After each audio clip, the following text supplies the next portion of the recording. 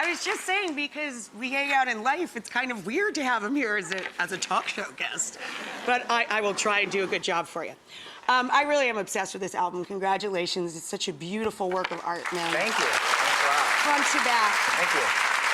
Trey, Mike, everyone, it's just, it really is revolutionary. And the show, if you get a chance to see it, touring through 2017, yeah? Yeah, that's right. Big long one. Yeah, we start in Europe in January, and then I think we start playing. All this information keeps coming out, and I'm the last one to really think about it or something. So, but then it comes out, or we know the tour starts in March. April? And it just goes. You might have to go to the website. We will, yeah. We are going to link to all the information we're going to talk about today on our website. Make sure we get the dates up and link you through.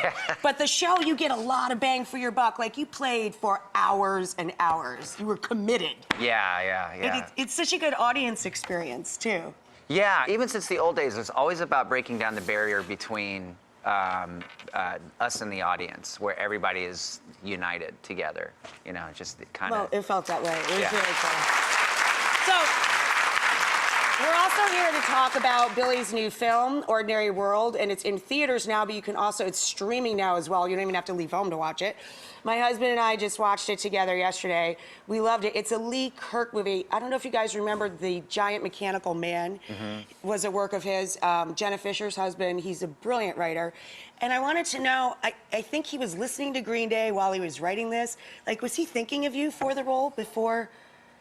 The offer? I'm not really sure. But everything happened really quickly. He sent me the script, and I read it overnight, and I loved it. And so basically, I think we got together a couple days later, and I said, I hope I don't ruin your movie. No, we had a really good time, and he was great, and all the people that I got to work with, like Judy Greer, Chris Messina, and Selma Blair. Blair plays his wife. Basically, if I had to set it up kind of in a nutshell, it's a guy who was a rock and roller. It starts out in 1995. He has a great band. He loves it. But then he gets married and he has children, and he lets that separate him from that, taking that path. Yeah. I think he sort of kind of gave up on his rock and roll dream. I think he turns 40 and kind of thinks about the path not taken. That's right. And he sort of has a midlife crisis meltdown in a day, right? Yeah. But it's a really sweet, heartfelt movie. I'm really proud of it. As you guys know, I don't have human children. My child is a pit bull. We started a animal food company years ago, so we'd feel good about the food we give her, but it's helped us raise $16 million for animal rescue over the years. And just so you know, one of our partnerships that's really important to me was brought to me by Billie and his wife, Adrian, and it's called Project Chimps.